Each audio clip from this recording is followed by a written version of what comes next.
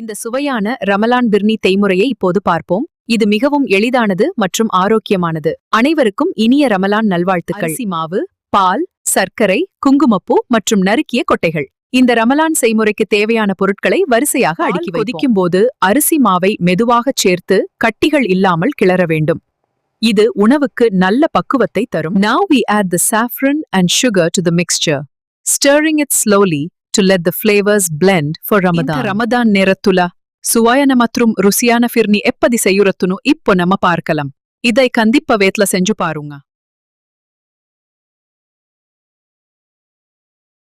இந்த ரம்யான ரமதான் நேரத்தில் சுவையான ஷஹி துக்தா எப்படி செய்வதென்று பார்ப்போம்.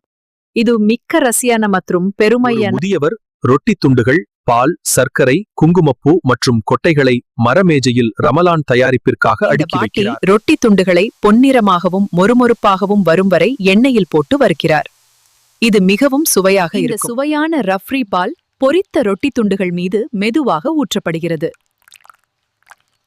பாட்டி ஷாஹி துக்கடாவை பிஸ்தா மற்றும் பாதாம் பருப்புகளால் அலங்கரித்து புன்னகையுடன் தட்டை உங்கள் முன் காண்பிக்கிறார். இது போன்ற மேலும் பல சமையல் குறிப்புகளை பார்க்க தயவு செய்து சமையல் சேனலுக்கு சப்ஸ்கிரைப் செய்யுங்கள். நன்றி.